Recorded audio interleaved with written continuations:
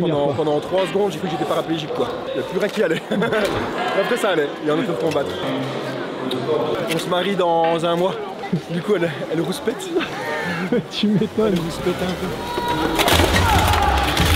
Le sport de débile.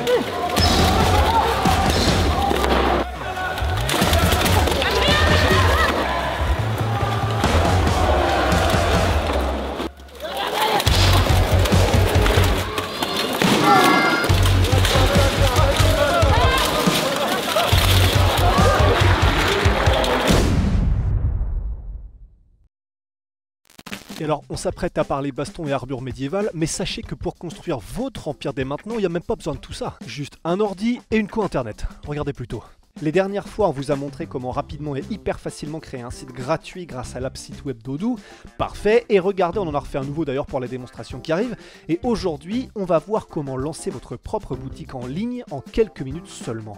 Odoo, c'est une plateforme de gestion tout en un qui propose plus de 45 apps pour couvrir tous les besoins d'une activité, comme par exemple une app pour la compta, la gestion de projet, créer un e-commerce et bien plus encore. Et pour créer un e-commerce avec Odoo, ça se fait en quelques clics. Tout commence par quelques étapes guidées, type de site, objectif, choix d'un thème, etc. Et ensuite, c'est l'IA qui vous mâche le travail en générant toute la structure de votre boutique en ligne. Comme sur n'importe quel type de site créé avec Odoo, vous construisez tout grâce à un système de glisser-déposer. On va ajouter notre premier produit, ici par exemple la casquette La Sueur. On entre un nom, un prix, une photo et c'est bon, le produit est déjà en ligne. On peut ensuite personnaliser chaque page produit, ajouter une description, plusieurs images, des avis clients et tout ça en 2 clics. Et c'est même pas fini, vous paramétrez vos options de livraison, ajoutez vos méthodes de paiement, vos infos de facturation et vous êtes prêt à vendre. En quelques minutes, vous avez une vraie boutique professionnelle gratuite avec votre propre nom de domaine personnalisé offert pendant 1 an. La première application Odoo est gratuite à vie avec hébergement et support illimité. Testez par vous-même avec le lien en description et en commentaire épinglé. Merci à Odoo de sponsoriser cette vidéo et maintenant direction la Normandie. Il est 7 h du matin et on part tous ensemble en compète de Béour. C'est parti.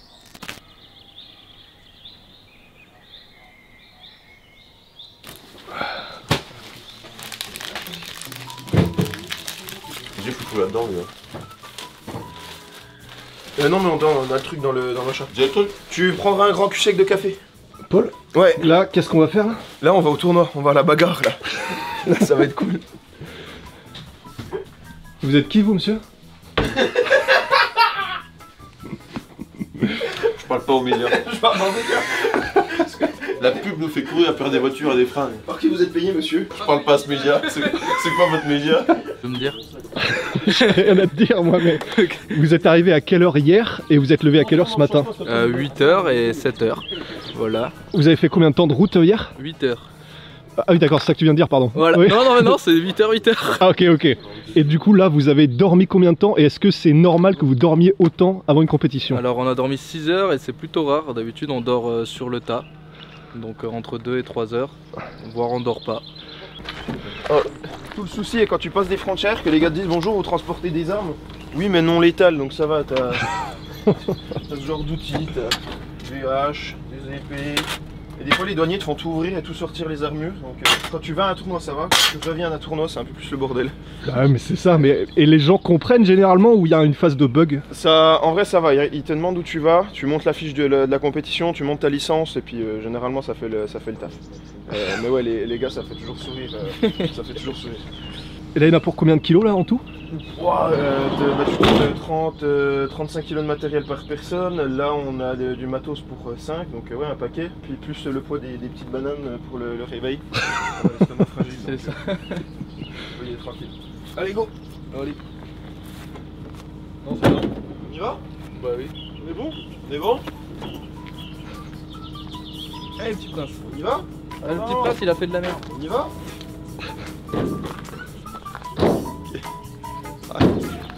Avec ton bob. Allez, let's go. Bah voilà. C'est une belle journée qui commence. Là, on est où, Paul? Jean, Jean. Oh là là, je suis à où? on est dans un camion. Qui va où, je ne sais pas. Au profil de qui, je ne sais pas non plus. Et donc là, c'est à quelle heure le rendez-vous ce matin? Le rendez-vous, il est à 8 h. Ok, Il là est il est... 7h55. Ah bon, on est On super. est bon, on est dans les temps. Et c'est pour le check des armes, c'est ça? C'est ça. Et donc là, toi, tu te sens comment pour aujourd'hui? Bien. Bien. Ils sont bien. Même si t'as pas trop dormi. Non, mais ça va aller. Et avant même la vérification officielle du matériel, il faut donc d'abord transbahuter les centaines de kilos de ferraille des véhicules jusqu'au vestiaire. Et alors de l'extérieur, tous ces bestiaux patibulaires qui sortent des énormes caisses métalliques remplies d'armes de leur fourgon pour les rassembler dans un gigantesque hangar, il y avait vraiment un côté deal d'armes semi-automatique avec la mafia russe. Bon là, en l'occurrence, le hangar en question était quand même autrement plus classe qu'un entrepôt désaffecté, c'était une carrière en sable du polypic de Saint-Lô, donc immense et surtout parfait pour des vestiaires de Béour, où il y a besoin de s'étaler comme des squatteurs médiévaux. Et les combats, quant à eux, eurent lieu dans le grand manège situé juste à côté.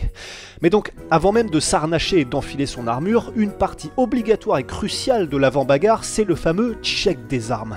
Mais dis-moi, Jamy, c'est quoi le check des armes? Donc c'est un endroit où en fait les arbitres vont vérifier que nos armes sont conformes au cahier des charges qu'on a dans le Béour. Donc voilà, un cahier des charges qui est super strict, que ce soit sur la longueur, le poids, la forme des armes, tout est décrit dans un cahier des charges qui est assez costaud. Il vérifie qu'il n'y ait pas de partie tranchante, qu'il n'y ait pas de petites zones d'accroche. Il vérifie que tous les angles des armes soient bien arrondis. Tout ça bien sûr pour éviter les accidents. Ah ouais. Ça c'est mon arme secrète. Toujours de 3 quarts face. Ouais, les longs. Les longs. Non, à toi, j'ai mal à numéro. Est-ce qu'on encore 40 40 grammes. Je vais jouer avec un cure-dent. On a du mal. Avec un bon père.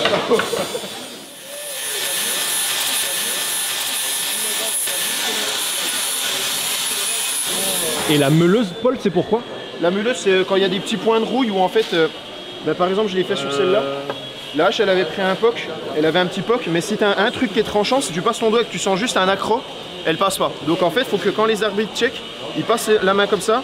S'il y a juste un point de croche, c'est mort. Donc on met un petit coup de meule, que ce soit juste lisse, et comme ça là c'est bon, ça passe. Et après la vérification des armes et du matériel, vient la partie mise en armure et échauffement. Et c'est à ce moment-là, quand vous voyez cette centaine de marmules venus des quatre coins de la France enfiler soigneusement leurs gants bisons, leurs cuissardes, leurs canons de bras et gantelets, c'est vraiment là où la sensation de voyage dans le temps vous prend par le callback. Et alors, la double lame du kiff, c'est 1, quand vous entendez les blases d'équipe, et 2, la galerie de persos légendaires que vous croisez dans tous les coins tout au long de la journée. Pour ce qui est des 8 équipes qui s'affrontaient ce jour-là en round robin, c'est-à-dire que toutes les équipes se rencontrent une fois, voici leurs noms et armoiries tout droit sortis des livres d'histoire. La confrérie des loups représentant le Rhône, les descendants du Hardy pour la Bourgogne-Franche-Comté, Martel pour l'Île-de-France, Grimaldi-Grauli pour Monaco et la Moselle, Diexailles pour la Normandie, Taillefer pour la Charente, Argroise-du pour la Bretagne et enfin les Comtois pour la Franche-Comté. Et pour ce qui est de la galerie de personnages légendaires, aux gueules et aux physiques aussi divers que mémorables, disons simplement que vous rentrez tête la première dans une pellicule du film Gladiator.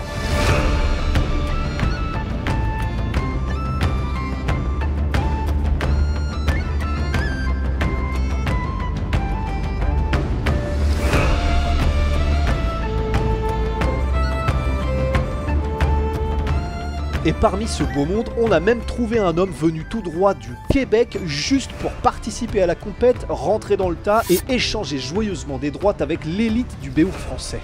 Moi je m'appelle Pierre-Luc Desiel, dans le fond je viens parce que dans mon pays le sport il est vraiment pas développé.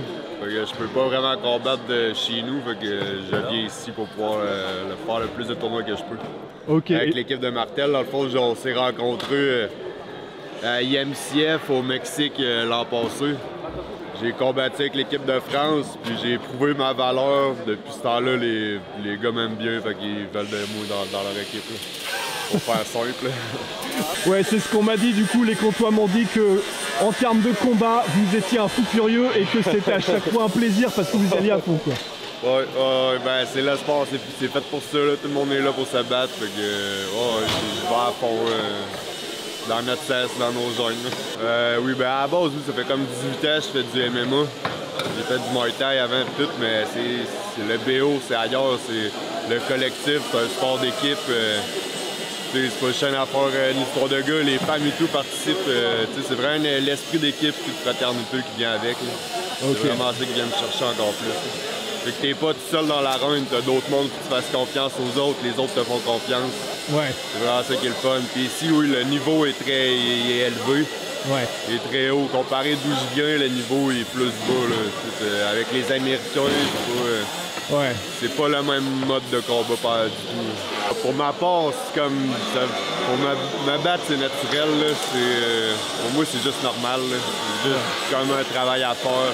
On vient le faire. Ouais. L'excitation, je sais pas. Je pense que je suis calme. Peut-être que je t'excite un peu, mais. Non, je pense que je suis très calme. Ben, c'est plus la fin que le début, moi, qui m'intéresse. Ouais. Et on vient ici pour gagner. Là. Comme d'où je viens, le monde veut juste participer. Moi, je peux pas à ça, il faut gagner. C'est un sport de combat quand même. Là. C'est un sport, ça reste une compétition, faut gagner. Là. Mon but, c'est ça. Parfait. Merci beaucoup. C'est ça.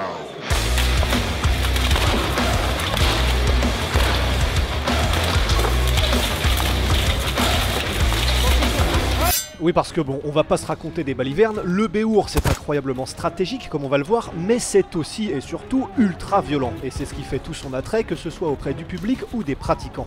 Et quand vous assistez à un tournoi de Béour, ramenez les potes, les cousins et la famille, parce que vous allez voir des fournées d'échanges pas très Fashion Week compatibles.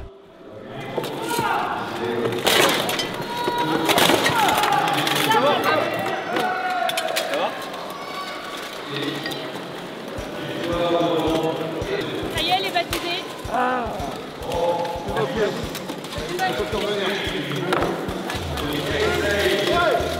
Alors on rappelle brièvement certaines règles et particularités du 5 contre 5. Vous êtes éliminé de la mêlée lorsque vous êtes mis au sol ou que vous le touchez avec 3 points d'appui. Il n'y a pas de catégorie de poids.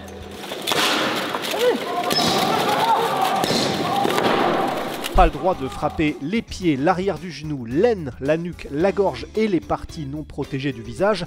Pas le droit de frapper les combattants au sol ou à genoux. Et le combat s'arrête si on arrive à du 5 contre 1 ou du 4 contre 1.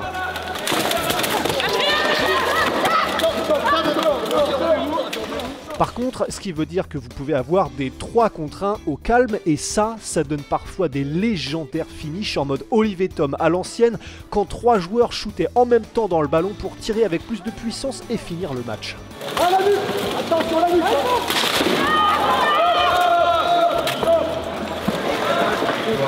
Ah, tu me voulais!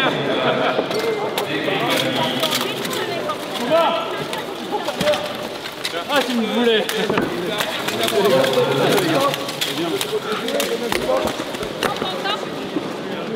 Débile.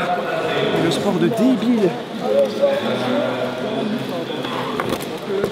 Voilà, ça c'était pour les règles grosso merdo, même si bien sûr, comme au MMA, c'est beaucoup plus précis et complet que ça quand vous ouvrez les manuels de règlement dans le détail. Et pour le reste, c'est open bar, messieurs et dames, et voici juste une petite concoction maison avant de continuer notre reportage, un petit thé vert à la hagra juste pour vous régaler et vous faire oublier vos soucis de la journée.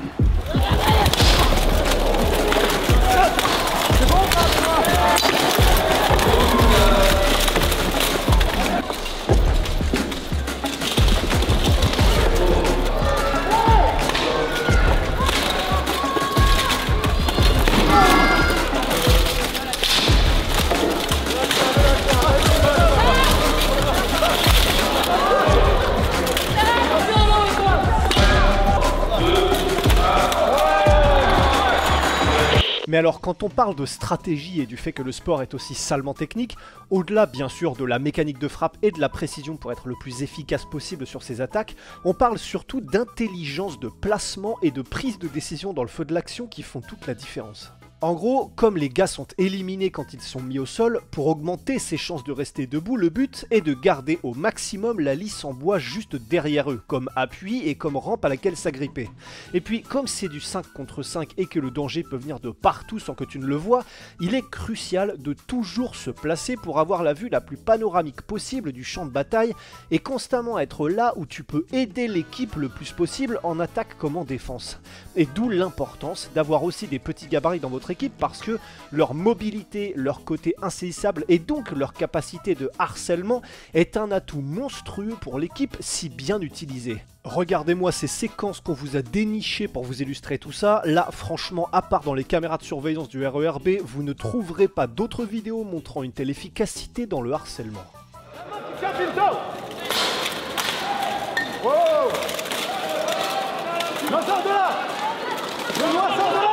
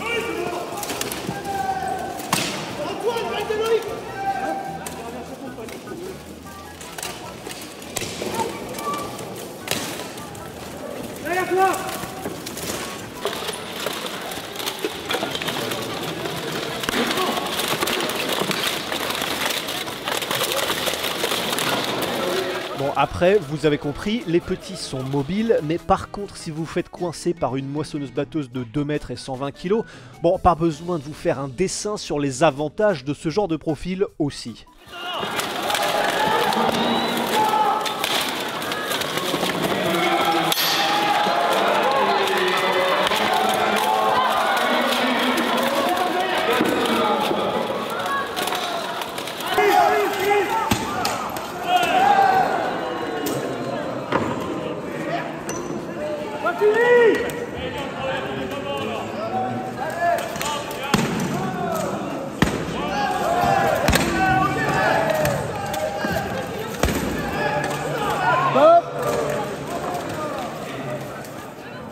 Et alors, avant de revenir au tournoi mouvementé de nos comtois préférés, il ne vous aura pas échappé que vous avez vu et entendu des damoiselles au cours de cette première partie de documentaire. Et alors, elles sont bien évidemment présentes partout, que ce soit au check des armes, dans le corps arbitral pendant les joutes, ou bien pour soutenir leur homme pendant la bataille, mais elles sont aussi, et pas qu'un peu vous allez voir, sous les armures elles-mêmes. Yep, le béour existe aussi pour les femmes et vous inquiétez pas qu'elles se donnent tout pareil que leur contrepartie couillue.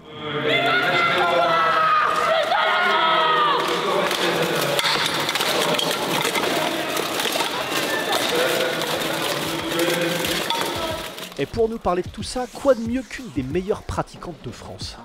Le béour est arrivé en France un peu plus tard que dans les pays de l'Est, et je sais qu'il y a des féminines qui pratiquent le béour en France depuis jusqu'à 2016 ou 2015, il me semble. On a nos anciennes qui sont toujours là, pour certaines, toujours là, ça fait très plaisir. Et là, en ce moment, depuis 1 an ou 2, on a beaucoup de nouvelles, donc ça c'est très très chouette de voir le sport un peu décoller.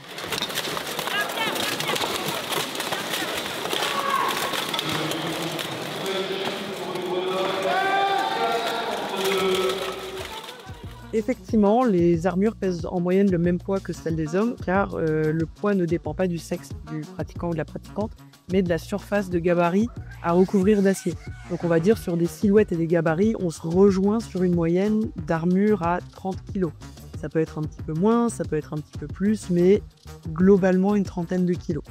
Pour les féminines, ça demande évidemment pas mal de préparation physique, donc beaucoup de musculation pour se préparer à bouger et entraîner son corps à subir un stress mécanique de combat en ayant 30 kg sur le dos. C'est pas la même préparation que les hommes qui ont, on va dire, une masse musculaire de base biologique supplémentaire que chez nous. Nous, on doit faire un peu de travail pour y arriver, mais une fois qu'on y est, on s'amuse tout autant. Et je suis persuadée que la bagarre, c'est pour tout le monde. La bagarre n'est pas affiliée à un genre ou un sexe, mais vraiment, s'il y a des boxeurs, il y a des boxeuses et c'est même combat. La bagarre, c'est pour tout le monde. Et d'ailleurs, comme on a pu le voir aux armoiries, il y avait donc ce jour-là pour les féminines, les Vespera et l'équipe de Bretagne Corventen Anermine. Et ça me fait penser que même si j'essaie de mettre au moins un peu de toutes les équipes à l'honneur, j'ai l'impression de ne pas avoir assez donné de respect à nos amis bretons, donc juste pour l'amour de l'Hermine, de Triane, du Queen Yaman et de Tabarly, quelques secondes en l'honneur des Noirs et Blancs. Moi je suis Maël Lebras, président et capitaine de l'équipe de Bretagne à Croix.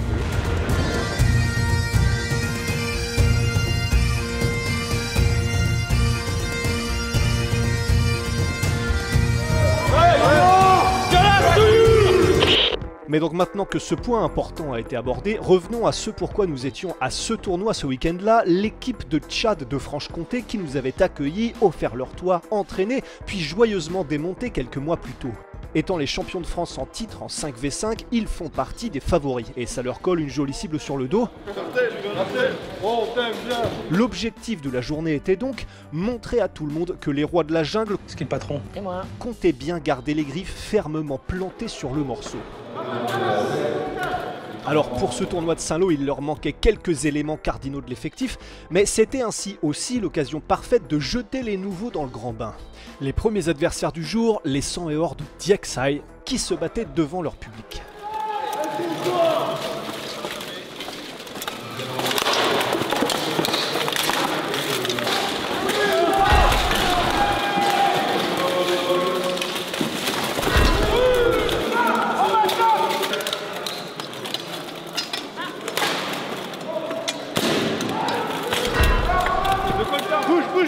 Bouge.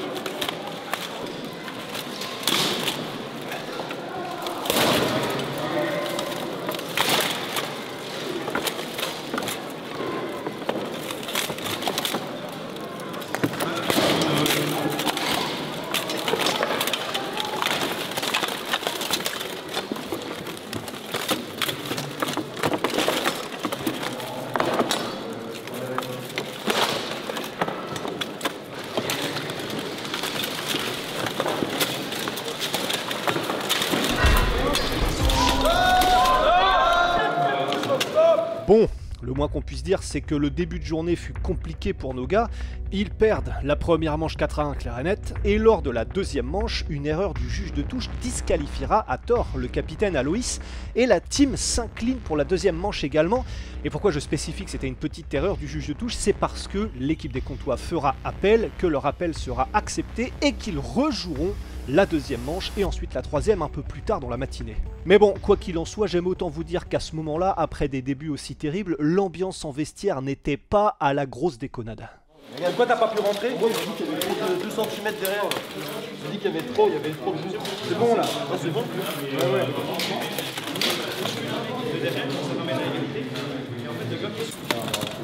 Tranquille.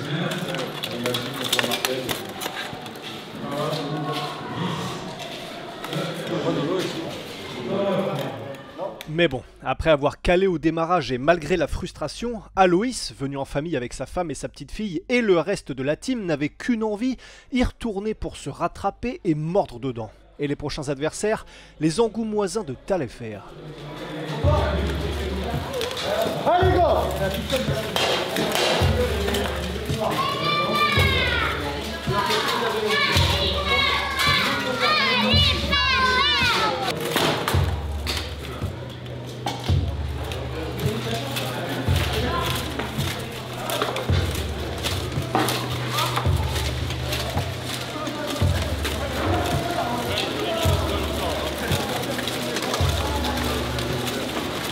On reste comme ça.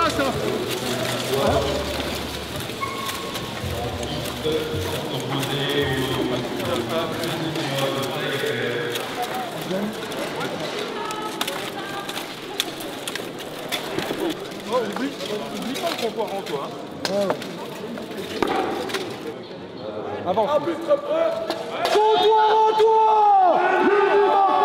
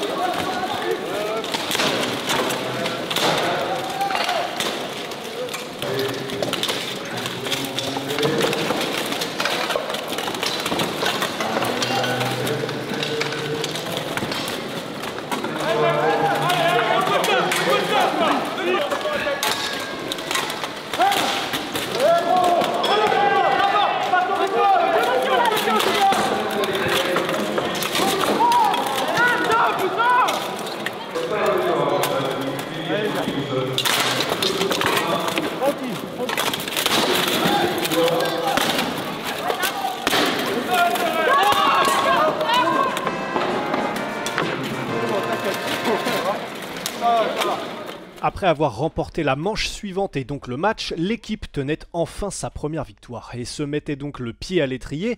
Pour autant, et parce qu'on parle de compétiteurs dans l'âme, le moral dans le vestiaire n'était pas encore complètement remonté.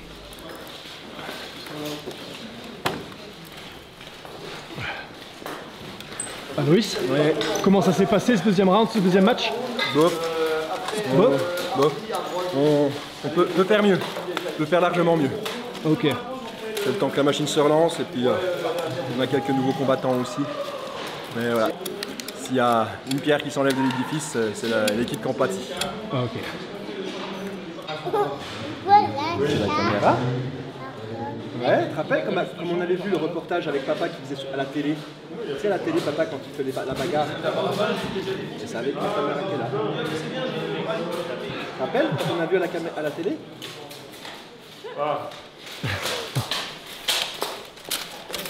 Merci beaucoup. Toi, tu peux combattre ou bien? Oui.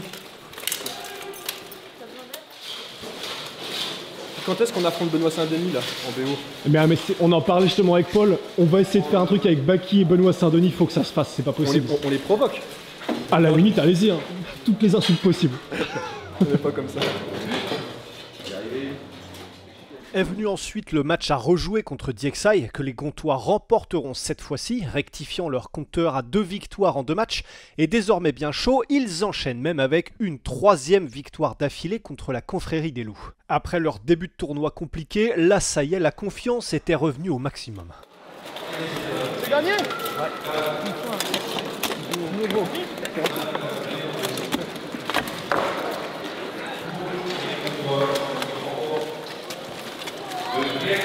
Putain, il voulait pas tomber le tien en premier. T'étais au fond, toi, t'étais au fond. Putain, tu le tenais, il était en crevette. Mon gars, je mets des coups sur la tête. Ouais, mais il voulait pas. Putain, et par contre, au deuxième, je le vois voler. Incroyable. C'est toi qui l'as lui? Ouais. Incroyable. Parce que le premier round, il m'a poussé, il pousse fort. Il m'a poussé.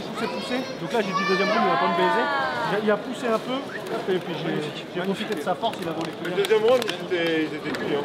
Tu me l'as super bien tourné à la fin du deuxième. Il a longtemps tapé, j'ai trouvé. Oui. J'avais pas longtemps. J'avais pas le dos.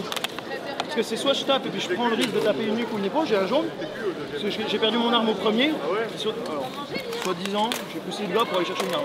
Mais t'as plus le droit en fait quand t'as plus d'armes de pousser une mec. Faut que tu y ailles tout tranquille, faut que tu te protèges, tu y ailles en te protégeant. Excusez-moi, j'ai pas d'arme. C'est boire un coup. Les gars, ceux qui sont prêts à manger pour digérer.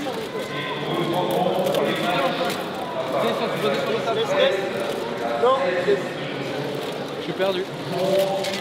Et alors après toutes ces émotions et ces retournements de situation, on en était déjà rendu à la pause déjeuner. Et ça mange quoi des chevaliers qui ont passé 4 heures dans une carapace d'acier de 30 kg? Bon, vous vous en doutez, on n'est pas sur un menu vegan ou Marie-Claire. Pour ce genre de troupeau, il faut des féculents, du gras et surtout une bonne dose de viande. Et quand on veut faire simple, bon et efficace, qu'est-ce qu'on a? Eh ben on vous le donne en mille, steak sur le grill, frites au kilo et calories comme s'il en pleuvait.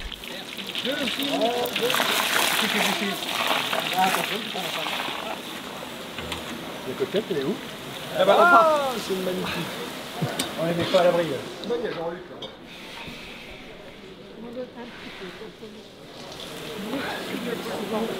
Merci, je suis pas.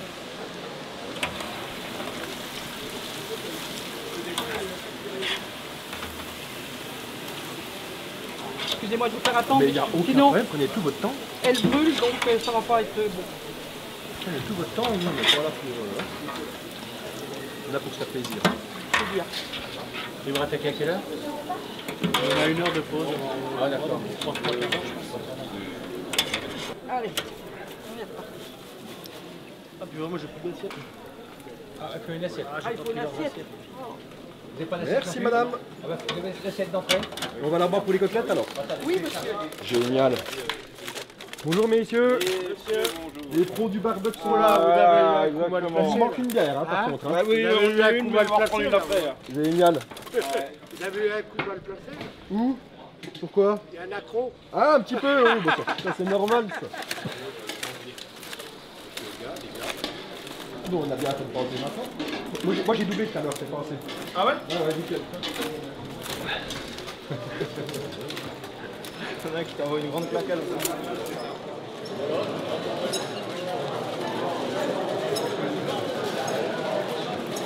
Petit gâteau, petite frite, le quotidien d'un artiste. Ah ouais, c'est magnifique. Ah, on est bien. La moitié à faire. Après, au niveau, voilà, on n'a pas de suivi nutritif. Je pense que si on en avait un. Après, va expliquer à ce monsieur-là qu'il doit calmer sa consommation de viande. Ah ouais, il va tout défoncer ce soir. Ah ok, bah alors on est dans le cadre. Comme si j'étais pas là. Avec le blouson et le bandeau, ça fait plus. Je me suis battu dans la rue, voilà, c'est mieux là. C'est mieux là. Heureusement que le président est là, hein, je te le dis moi. Je suis pas là, ça fait un peu plus viril là. Puis après ce passage au stand bien mérité, c'était reparti pour une après-midi de collision pleine balle. Sur les 4 combats restants, les Comtois en gagneront 2 autres, contre Martel et Argroise-du, mais ils s'inclineront face aux descendants du Hardy, avec un petit bonus boitement pour les souvenirs. J'ai beau être matinal, j'ai mal. Et Grimaldi Graouli. Des 1 versus 1 remportés, des blessures, des défaites, mais par contre un mental inoxydable. Écoutez le genre de punchline qu'Aloïs sortait avant le dernier combat décisif.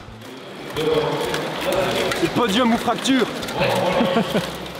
Et tout ça avec le sourire, alors que quelques minutes plus tôt, ce grand malade pensait être littéralement devenu paraplégique sur un malencontreux coup à la nuque. Pardon ? Mais alors attendez, rembobinons tout ça pour vivre ensemble ce moment légendaire.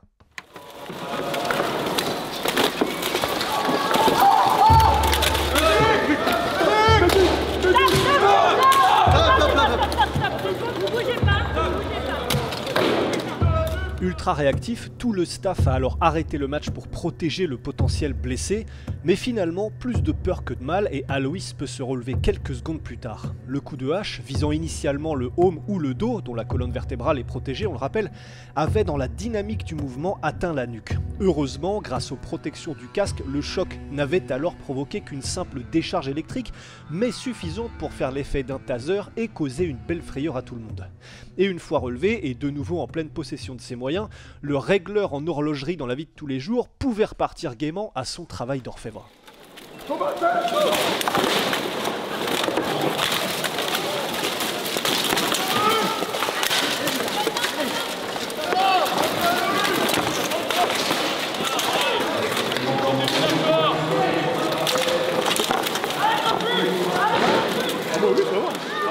J'étais dans la merde, j'ai tenu longtemps, j'étais dans la merde. Ouais. Toi tu joues le cinéma, tu dis bien, je tu te vois tourner au dernier moment. Ah, c'est toi qui l'as frappé? Ah, bravo, merci. Ah, je m'en veux. Franchement, t'inquiète, je suis pas dans Paris dans pas longtemps, si tu peux éviter de me l'abîmer. Je pensais que j'étais paraplégique. Ça m'a tout coupé. C'est vrai? Ouais, bah oui. Ouais, ça m'est déjà arrivé, aussi. Enfin bon, excuse-moi. Ah bah il y a aucun problème. Ah bah, je suis vu en live aussi.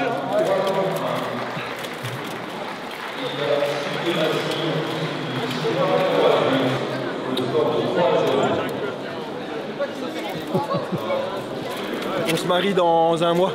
Oh, incroyable. Ouais. Du coup, elle rouspète. Tu m'étonnes. Elle rouspète un peu. Et qu'est-ce qui s'est passé du coup? C'était un coup d'air à la nuque, c'est ça? Ouais, c'était un coup d'air à la nuque. Bon, il a pas fait exprès. Hein. C'est juste, moi je combats. Je le vois arriver avec sa grande hache. On se connaît bien avec le Moucheville. Et puis, je sais qu'il tape bien fort. Et du coup, je me suis retourné. Et puis le coup était déjà parti et puis j'ai pris dans la nuque quoi. Ouais. C'est de la faute de lui, c'est la faute de moi. Ouais. Voilà, la décision de l'arbitre a dit comme quoi il devait pas se remettre debout. Et moi ça allait, mais moi ça m'a la décharge électrique. Ouais, ça t'a éteint la lumière. Pendant 3 secondes, j'ai cru que j'étais paraplégique quoi. Il n'y a plus rien qui allait. Après ça allait, il y en a pour combattre. Au top, plus de peur que de mal. Magnifique. Désolé pour le coup de nuque. Ah non, mais c'est pas de ta faute. Non, mais au nom de l'équipe, non, mais c'est de la faute à personne. Hein. C'est moi qui me tourne. Bah, ça s'est bien terminé finalement, Bah ouais. et tout ça. Donc, ah, mais mon gars, ça m'a coupé. Hein. Ouais, j'ai entendu, ça t'a rappelé. Ouais. Bah écoute, payback pour Benji qui m'a fait la même, mais pas sur la nuque. Génial. Il m'a boum, ça s'est éteint. La tête était là, le reste non. Et voilà, Trop bien. 1-1. Beau combat, merci les gars. Et alors à la fin des fins, à quelle place on finit les comptoirs et sur quoi ça s'est joué? Alors sur quoi ça s'est joué, c'était sur le goal average comme au foot, mais là ce qu'on compte ce sont pour chaque manche le nombre de bonhommes restés debout à la fin, et pour le résultat clairement le suspense était à son comble même pour nos gars. Mais d'abord, c'était enfin la délivrance de pouvoir enlever la carapace. Le Gambi, là, je pense qu'il a pris. Bah, il prend facile à chaque fois 4 kilos d'eau. Et en fait, tu vas toujours faire le petit pipi de stress avant les combats. Mais après, le reste de la journée, tu bois 3 litres de flotte. Tu vas jamais aux toilettes. Ouais.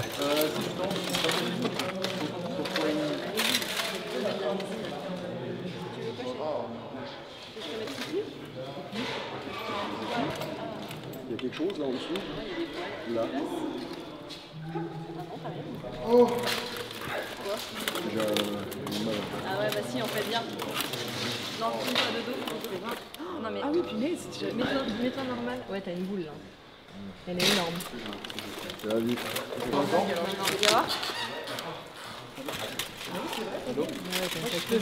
Pour faire genre une blague, en fait, non, j'avais pas vu, t'as eu une sacrée boule, bosse. Ouais. Tu veux quoi? T'as mal? Hein? Arrache? T'as mal? Ça va, un petit peu, ouais. Bah, j'avais plus à lever les bras. En fait. Ah oui. Oh, ça va, ça a gonflé, c'est les matos. Ça a gonflé? Charlène, elle est en panique là. Aloïs, il comprend pas ce qui se passe. Non, je vois pas. Dans le dos, je m'en fous. Un sac plastique? Non, le sac en poil de jus, en tissu. Je garde. Voilà, tu mettais en grand. Oh, c'est quoi ça? Oui, c'est agréable. Après, on vient chez toi. Après, on vient chez toi. moi. On vient chez toi, là. Ouais, tout de suite. Là, tout de suite, là. On part à un jour, là, chez toi. T'as du whisky, des cigares? Oui, cigares, oui, il me reste 2. Whisky, c'est pas sûr. On remplace ça par du pont. Quoi? Non, mais on vient de finir. T'as moyen de la prendre si c'est des cochons? Je sais pas, parce que là dans le truc, on s'en va. Ouais, fais-la passer mon truc, tu viens là.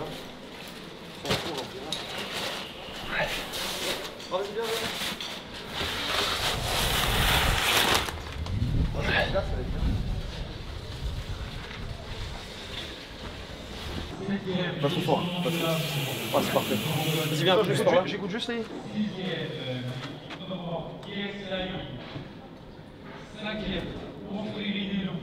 Là, ça va jouer.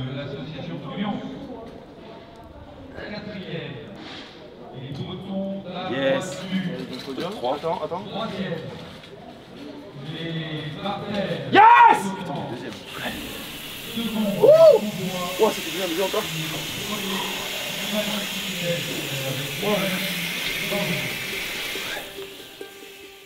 Le pourquoi on sacrifie tout ça, pourquoi on aime autant ce sport, pourquoi on est prêt à tout pour ce sport, il y a une grosse part qui est être entre copains et se dépasser entre copains. C'est un truc que tu trouveras pas dans les autres sports de combat en individuel. Voilà, quand on va sur une compétition en individuel, on a le coach, on a l'équipe bien sûr, mais là de se retrouver au milieu d'un combat entre potes et de savoir que si on n'y va pas, les potes ils sont un de moins pour assumer. Ça fait un truc. Ça fait que tu n'as pas le droit de te dire, non, la route en fait elle est... À la fin, elle est peu significative. Tu vois, si tu dois taper 7 heures de route, t'es avec tes potes, donc tu t'en fous. Et derrière, tu te bats, et là, c'est le plus beau sentiment du monde. Donc, avec ça, tu peux te dire que tu peux faire n'importe quoi. Et après, tu peux intégrer l'équipe de France, où là, on parle de trajet pour aller au Mexique qui dure 12 heures. Mais le prix derrière, c'est que tu portes les couleurs de la France. Tu vas te taper sous les armes de la France, et ça fait quelque chose, quoi. T'as ce sentiment que quand tu reviens, tu te dis, ouais, là, j'ai accompli un truc. Après, voilà, chacun ressent des choses différentes. Il y en a qui le font pour juste oublier leur truc de la semaine. Il y en a qui le font parce qu'ils cherchent un échappatoire. Il y en a qui le font parce qu'ils aiment bien toute cette vibe médiévale. Et il y en a d'autres qui ont juste besoin d'ouvrir la soupape et puis juste de pouvoir un jour dans le mois, de pouvoir combattre, d'être avec les potes, de mettre l'armure, de se dépasser physiquement, de se dépasser mentalement, parce qu'on a aussi voilà, un gros travail de préparation mentale derrière. On n'a pas l'impression comme ça, on peut croire que c'est juste du foutage en armure, où on va juste se bagarrer les uns les autres dans une grosse mêlée. Mais non, il y a un truc où il faut pas craquer quand on prend des coups et puis que si on tombe, on met toute l'équipe en danger. Il y a un travail mental là-dessus, c'est pas juste le physique à apprendre à encaisser les coups. On a déjà des gars qui sont venus chez nous avec des physiques incroyables, qui prenaient 2 coups et qui se couchaient. Donc pour ça, nous on se prépare en amont, on fait beaucoup d'entraînements en commun, on fait des marches, on fait des randos, des choses comme ça, pour resserrer le collectif et faire que quand il y en a un qui est au bord du gouffre, même si lui en fait il a passé son maximum de là où il pouvait aller mentalement, mais en fait c'est l'esprit du collectif qui le tire, et c'est ça qui est le plus impressionnant quand tu commences le Béour au début, c'est qu'en fait tu te dis à ce moment-là je vais craquer, et en fait tu te rends compte qu'avec l'esprit du collectif tu peux aller 1 fois, 2 fois, 3 fois supérieur à ce que tu peux encaisser, que ce soit en douleur ou en épuisement. Qui je suis? Je suis un monsieur. Mon joueur Saint-Denis. Mon joueur Saint-Denis. Merci beaucoup, organisation. Merci aux bénévoles.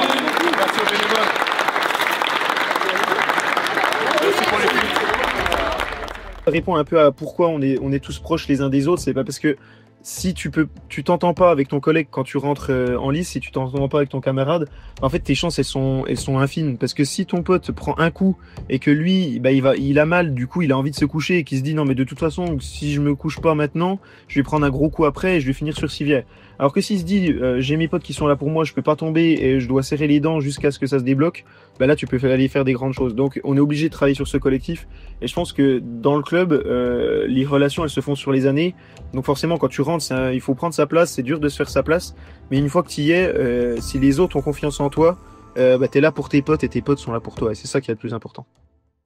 La compétition a dû se terminer un peu plus tard que prévu, hein. Il y avait eu un décalage, je crois que la remise des prix devait avoir lieu vers 18-19h si je dis pas de bêtises. Donc on a tout de suite repris la route derrière, on essaie de se brouiller un maximum pour faire la route de jour.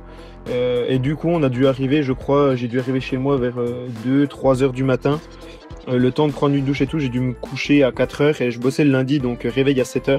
Donc ça fait des nuits assez courtes, donc les lundis matins d'après tournoi, bon j'en ai 2 ou 3 comme ça dans l'année, c'est un coup d'énergie drink sur toute la journée et ça tient le coup. Je m'arrange pour pas avoir de réunions, de choses comme ça. Alors moi j'ai la chance de travailler sur, on va dire derrière un bureau, ce qui est une force ou un inconvénient pour certains.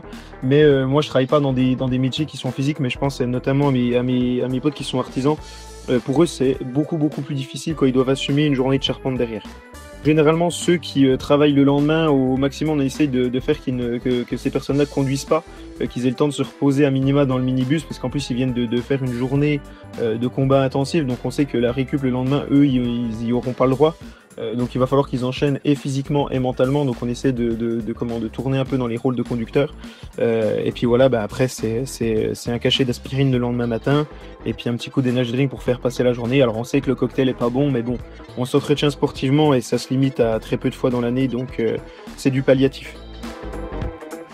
Et voilà, et c'est ainsi que se termine notre voyage exceptionnel au cœur de l'élite du Béour français.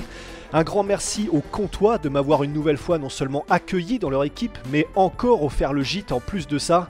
Les gars, vous êtes de sacrés gaillards et de sacrés humains. Merci à la Fédération Française de Béour de nous avoir ouvert ses portes pour une telle immersion. Et merci à tous les bénévoles, toutes les femmes et les hommes, des arbitres aux organisateurs qui font un travail incroyable. Merci aux urgentistes qui étaient aussi là pour bondir aux moindres problèmes et soigner les différents bobos. Et puis enfin, merci à vous, derrière votre écran, d'avoir regardé ce documentaire, en espérant que ça vous donne envie d'y participer ou tout du moins d'aller voir des compétitions, parce que moi je suis tombé amoureux du sport. Voilà, merci, prenez soin de vous, à la prochaine et ciao.